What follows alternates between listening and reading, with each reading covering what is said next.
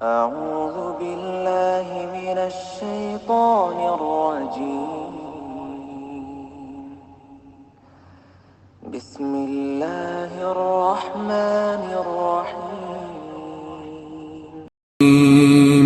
وَإِذْ فَرَقْنَا بِكُمُ الْبَحْرَ فَأَنْجَيْنَاكُمْ وَأَغْرَقْنَا آلَ فِرْعَوْنَ وَأَنْتُمْ تَنْظُرُونَ. اعوذ باللہ من الشیطان الرجیم. بسم اللہ الرحمن الرحیم. سورہ بقرہ آیت نمبر 50.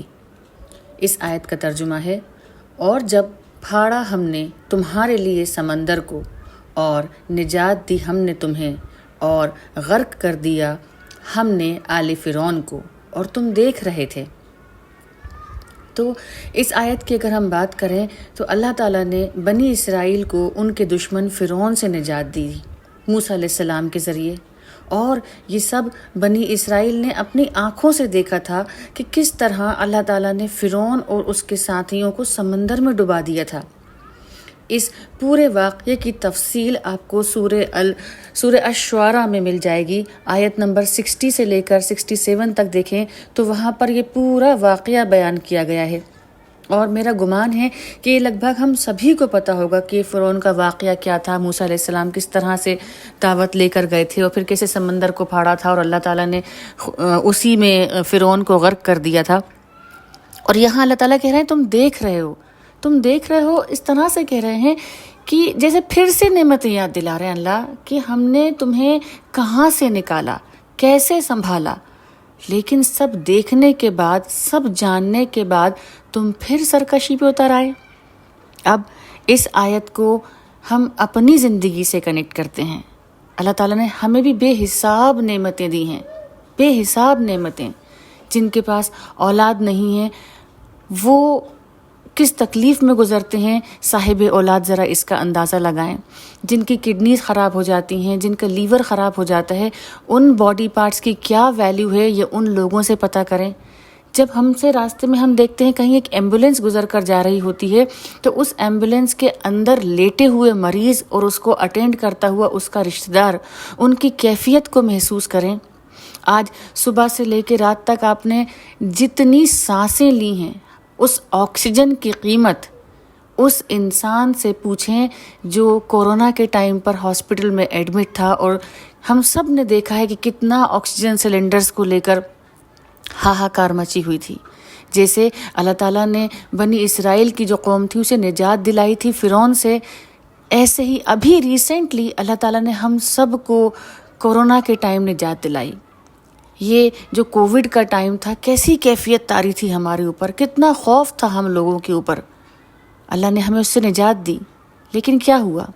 آج میں اور آپ اپنا جائزہ لیں، کیا واپس ہم اسی ٹریک پر آ گئے کہ نہیں؟ کیا پھر سے ہماری نماز قضا ہونے لگی کہ نہیں؟ وہ جو خوف تھا، وہ جو ڈر تھا، وہ جو اللہ کے لیے ہمارے دل میں محبت جاگی تھی، وہ ویسی ہی ہے یا ڈگمگا گئی ہے؟ اللہ تعالیٰ پھر یاد دلا رہے ہیں، پھر ایک ریمائنڈر دے رہے ہیں کہ تم دیکھ رہے تھے. یہ ہم سے کہا جا رہا ہے. جب کوئی پریشانی آتی ہے تو ہم کیسے اللہ کی طرف رجوع ہو جاتے ہیں، اور پھر جیسے ہی وہ پریشانی چلی جاتی ہے زندگی سے ہم واپس سرکشی پر اتر آتے ہیں. اور اللہ کتنے پیار سے، کتنی محبت سے بار بار ہمیں بتا رہے ہیں کہ سنبھل جاؤ، اب بھی موقع ہے، سنبھل جاؤ. مجھے اور آپ کو وہ تمام نعمتیں سب سے پہلے تو لکھنی ہیں. بات یہ ہے کہ ہم نعمتوں کو نعمت سمجھتے ہی نہیں ہیں. کبھی خدا نہ خواستہ پیر فریکچر ہو جائے تو سمجھ کے دیکھنا کہ یہ چلنے پھرنے کی جو آسانی اللہ نے ہم کو دی ہے یہ کتنی بڑی نعمت ہے. کسی کے پاس نوکری نہیں ہے تو پتہ کیجئے گا کہ وہ کتنی بڑی نعمت تھی. وہ حساب نعمتیں ہیں، آج ان کا اندازہ لگائیں، آج ان کی ایک لسٹ بنائیں اور پھر دیکھیں کہ اللہ نے ہمیں کتنا نواز رکھا ہے.